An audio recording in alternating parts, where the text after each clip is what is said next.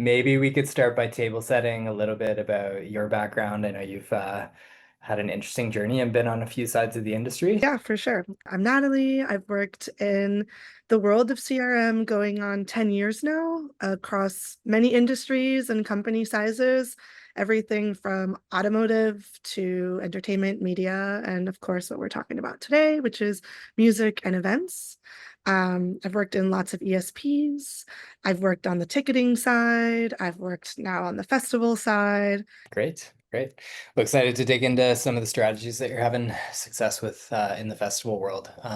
Maybe we could start with a question on how you like to fill seats last minute, which I'm sure is a position you try to avoid, but curious to hear when it's getting to crunch time and you've got that last little bit of tickets that you need to push across the line, what moves you like to use there? You're right. We tried to avoid it, but it's really unavoidable. And it's just kind of the expectation at this point. There's going to be last minute requests. It's events. Within ticketing, you always have, a lot of number of tickets at tiers. And so, once there's a few left, that scarcity message to customers, like, only a few tickets remain on tier 3, make sure to buy before, at the lowest current possible price, typically tends to work. When that's not an option, it's really just bringing about new information and reminding people why they love the brand, um, Mhm. leaning in on any talent announcements, right? So, there's phase 1 lineups, phase 2 lineups, that kind of thing. And those are all strategically announced, knowing that at each beat we're going to see an increase in sales. Not so much on the festival side, but just generally in ticketing, like group packs, right? Get a discount if you buy 4 tickets. Mhm. An extra $10 off this week only. Um, that kind of thing. I'm curious, are there certain channels that work best at certain parts of the cycle for you guys? Like, do you find that email really works in certain points in the cycle and SMS and others? I think the expected answer is like you kind of want to be firing on all cylinders at all times, with the exception of paid media, because obviously that costs money. So you want to be really strategic about that. Anytime SMS also costs money. So if it's something sales related and we're going to see revenue come back to us, Mhm. we'll fire on SMS. We'll be a little bit more selective on something that's not sales related. Like a user survey, for example, we'll send on Yeah. email. Another way that email and SMS tend to be maybe more successful than like organic social or paid social, I think, is that like existing customer relationship, right? So things like our loyalty sales, um, you know, early announcements ahead of the public, that kind of thing. I Mhm. definitely would lean on email and SMS because it is a direct channel. Um, and it does long-term help with like brand loyalty because they feel special Sure. because they know, Elements sees me, they know that I've been 5 times and they're giving me this special thing and nobody else has it. Yeah. It Yeah. does build that connection. Yeah. Those channels definitely have more intimacy. And you were saying that your pre-sale is about to launch. Yeah. Yeah, and our loyalty sale was off the charts. We're breaking records every year, which is really exciting, and we're really looking forward to how our pre-sale is going to do because we had a really good festival year. The reception was really great after the festival. So for that loyalty sale that you just did, are you targeting primarily people who have been like multiple years, year over year? Is that a specific program they can sign up to? Yeah, they actually don't have to sign up. We know you've Just- been okay. multiple times, and so we're going to recognize you for that. And actually, the longer you've been with us, the better deal you got. So it was really like a nice gesture, and I think everybody appreciates it. And we have a really strong community of repeat attendees, and I think these kinds of things are the things that they appreciate. How many times do you have to get to go for free? That's I what don't I'll. think, I don't think we're there yet. But Cool. we actually do have a referral program. So if you get more friends to go, you get enough friends to go, you can go Okay. for free. You Cool. get the money back. So it is possible. How have you guys seen SMS impacting sales like over the years as you've moved it more into your strategy? I know that's been an evolution. Like I mentioned before, we're really tapping into SMS when it's tied to revenue. Yeah. But we definitely have increased SMS usage this year, unlocking some SMS automations, which was really the next step in our program vision. And yeah, of course, there's been an impact because it's an even more direct channel than email, right? Our text message inbox is not as full as our email inboxes are these days. You're definitely checking your text messages more often than your emails. In the same way that email automations work, it allows us to keep a steady beat of revenue coming in, so that we can really focus in on some of those bigger beats, sales, promotions. And of course, there's people who are opted into SMS that are not opted into email. So it unlocks an entire new segment of people that we might not be able to reach otherwise. What are some of those automations that you're finding success with there? Yeah, for sure. It's the abandoned cart. And that one's really nice multi-channel campaign. We set up one journey with both email and SMS. So we're checking, for optimal channel. If we think you're going to respond to SMS more than email, we'll send you SMS. And yeah, that's done wonders for us. How are you driving list growth for that SMS list? I'm curious. Really, I'd say three places. We have a pop-up for new users that visit the site.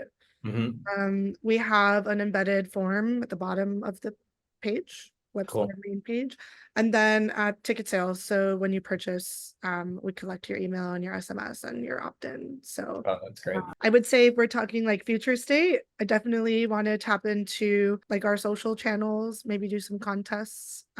We've done it before. We didn't do that much this year, but it does definitely fill the funnel a little bit more. Mhm. It just tends to be a little bit higher funnel type of leads, so they do require a little bit more nurturing. Do you guys use SMS much during the event to drive people to do certain things while they're at the event? I know that's a thing that some festivals use. Not as much as our app and push notifications. Got it. But for like big things, big changes, big notices, Yeah. weather, that kind of stuff, we'll definitely fire on all cylinders. We want to make sure everybody knows. Curious, what's your proudest, like, this is why I do it moment from a past show or event? Are there any of those that stand out? Yeah, I mean, I think it's probably the obvious. It's like, well, we're at the event and you're seeing all these smiling faces and you're like, X% of these people were email conversions, so they're here Yeah. because of me kind of thing. I think the proof was in the pudding now with this loyalty sale and pre-sale leads coming in, Mhm. because they're excited to come next year, right? And we have user surveys where, people are raving about it. This is my going on my third year working with Elements. Yeah. Even talking to people who have been there longer, we're all in alignment. This was our best year yet. And we always say that, but that's kind of the point, right? It should get better every year. So yeah, absolutely. This is why I do this, is just being there and seeing all the people you brought to your event and happy to be there. I think festival marketing is really cool because you have more time, more budget, the sales cycle is way longer, and you have different products to play with. So you can be a lot more strategic often than high velocity like club shows. And I'm curious, to what degree do you guys like, how much of your marketing is calendared out versus you guys being creative and reacting to like, there's an opportunity to do this or a need to do this because of how it's selling. I'm sure you don't have specific data on that, but like directionally, Yeah. how much of it is you guys being creative versus you've just got the whole thing planned? I'd say we're pretty big planners at Yeah. Elements. But of course we have our goals. So when we're getting close to that deadline, we do have to put our heads together and get creative. Especially the closer it gets to the festival, um, new ideas come about, new installations, like, artist announcements where, they're gonna debut something brand new, and like those are the Mm. kinds of things that our fans care about. Of course, like, the talent at the end of the day is one of the biggest levers, and an element is the community aspect as well. Yeah. So probably a bit of both, really leaning in on some of the like last minute creative initiatives. I'd say probably closer to deadlines or goal milestone dates. How does that collaboration work with the artists? I'm sure there's certain ones that are more involved and more willing, and others that are a bit more out of the loop. But if you have a cool idea for it would be great if the artist could do this push on social, or if we could integrate this piece of messaging from them. Who owns that? how at arm's length is doing that type of stuff? Yeah, not super involved in that part though. Got it. The digital marketing manager who is really, I think, the brain power behind a lot of these like activation, user generated content, artists Mm. type things.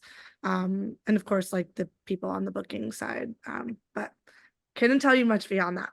Looking forward, I'm curious what you're excited about, maybe for the festival space and for next year's festival, and then also on the marketing front, like what changes are you seeing? What things are you playing with and excited about? So we can take them in whatever order. Maybe we'll start with like the festival market, and you can answer it in terms of specific stuff that you're excited for 26 for elements, or just like broader things that you're seeing. Let's start with what I'm excited about, like in the festival space and for our festival specifically. I alluded to it earlier, but really the fact that like we really do want every year to get better and better, and Hmm. do think that will happen. We always collect like artist interests from our fans, and Okay. we do value their opinion and use it to curate the lineup. So that's always Interesting. one of my favorite parts. I've been going to festivals for, I'm going to age myself. Don't do it. I'm not going to do it for a very long time now. And I'm still just like the biggest fan of the artist. Music is the driver always. So I'm really excited to see what the lineup is going to end up being, because it's really interesting to see how our lineup has evolved over the years. Mhm. Um, I tend to lean more like house techno, and we're it this year there was quite a lot of it, especially at the fire stage was like our main stage. Yeah. So curious to see who we get, and seeing some of the responses from our fans is pretty cool. How do you collect that data? A survey, yeah, and of course Okay, we send cool. it to Hive.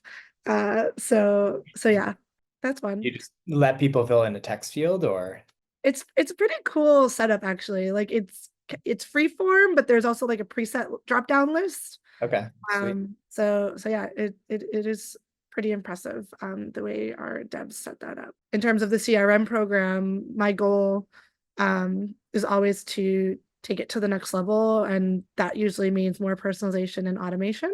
We'll continue to execute on the automations that we have live, but we'll think of more automation um, capabilities, and then more ways to personalize. So within our existing automations, are there more branches that could talk to users differently? So for Yeah, example, like our welcome series, we had a buyer's one and people who had never attended one.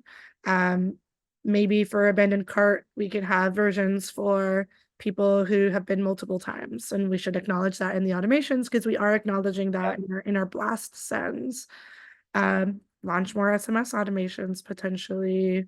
And the other idea I had mentioned earlier, which is just find other ways to grow our list outside of email and SMS channels. So uh, yeah. via our website, via organic social, maybe paid social. Mhm. Maybe we can work with other partners to promote us, maybe some co-branded stuff. Yeah. Yeah, I mean, the world is our oyster. So many ideas. You should try next year. We have like a text to enter. You can put a QR code up at the event, on posters, on screens, whatever, that let Okay. people enter. I mean, you can have them enter your list that way or enter a contest. So that's a really cool entry point that works super well on-prem.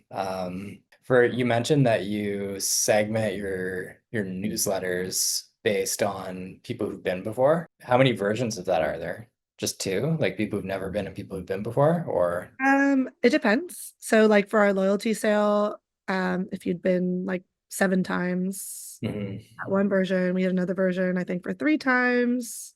We had another version for less times. But for example, for our like know before you go, I think there was like maybe 15 versions.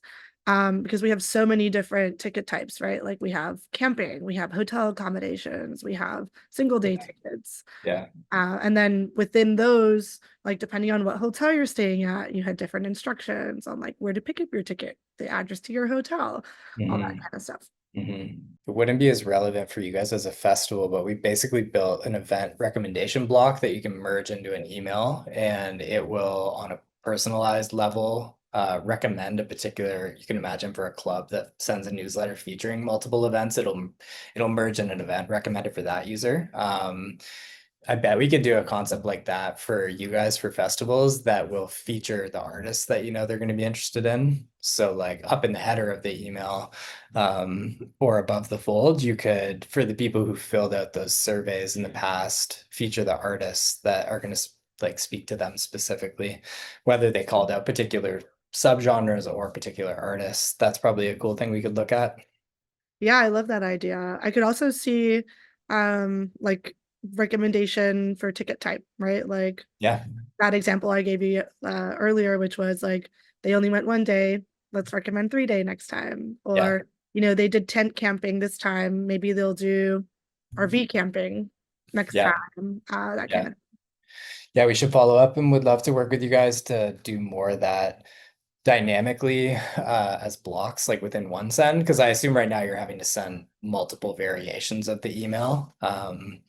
And I think we've built some stuff that would help you just do it dynamically within one send. And we can build the things that are missing if not, but Yeah, yeah, I'd love that. That would make my job much, much easier. totally. Yeah. So yeah, I mean, in terms of like my goal to automate more, ultimately the goal there is efficiency. So dynamic templates would definitely unlock that as well. Yeah. The other thing I was thinking about that could be cool is we could look historically at the content that you've sent in the past and potentially also web traffic to your website to see which particular artist people are interested in. And you might be able to bootstrap more of that artist affinity data based on like what things in the emails were they clicking. Be interesting just to see like of the 20 emails you might have sent somebody, like what thing and did they end up clicking on? So yeah, I like it. Yeah, One of our welcome emails was a flavor of that, but we actually haven't used the data yet. But it's like what types of things are you interested most in? And it's like the music, the activations, the wellness. We could maybe do something like for genre, and yeah, that yeah. could help narrow down a little bit what artists they're interested to. Cool. Anything else? Are there any cool tools that you've been trying lately that are particularly fun or exciting? Anything on the AI side of the house? Yeah, I think like most marketers, we're just trying to figure out where AI fits in our workflow. Hmm. Um, I'm pretty methodical about pretty much everything I do. And so like I mapped out like what is every step of my process. And like it's like segment building, um, coding, design, analytics. And so I've been trying different AI use cases for each of those things and seeing where it's most efficient. Right now, I think my two best unlocks definitely been like copy improvements. So I could basically like insert, okay, this is what the festival is about. These are the Yeah, type of like customers we have. Read this email and tell me like, am I going to capture that audience yep, adequately? And analytics too, just like sifting through raw data. Can you find any trends here? What was the best subject lines? sure. Do they have anything in common? That kind of thing. Is there a time of day or day of week that's optimal based on this data? Yep. So those are my two favorite so far. I don't know that I'm confident yet on AI designing things, but maybe that's my prompt writing and not the AI. We'll see. I'm having another thought. There's like a bunch of things that we've built recently that work particularly well for clubs that don't work in a festival context. And another example is we've built this artist affinity feature that will effectively find all the people in your contact list that show affinity to a particular upcoming artist for a show. It'll say like, here are all the people that have bought tickets to similar shows in the past effectively. And we'll build that segment with AI. And it would be interesting to figure out how to do that in the festival context to say, okay, whatever, you're going to feature this specific artist in this email campaign as you're announcing them. Like who in the user base has affinity to that subgenre or that artist so that you can more effectively target those people with that message.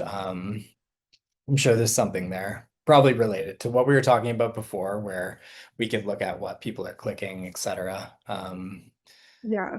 But In that club use case, how do you know that the artist is similar?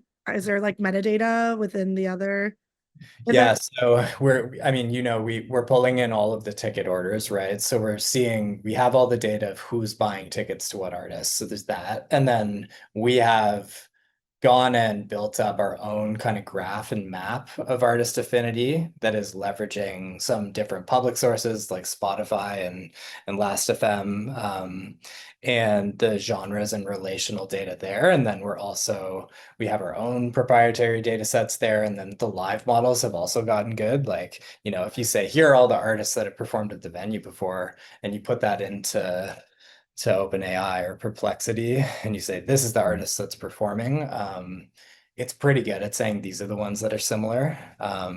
So we're kind of using a combination of all of those things. And there's different cases where different data sets work better. So sometimes looking at the like Spotify data, where it's a more common genre or more common artists works pretty well. And then there's much more nuanced, like niche subgenres where the live LLMs are actually quite good. But Uh, yeah, we're just doing all that behind the scene effectively and trying to figure out what's the most reliable.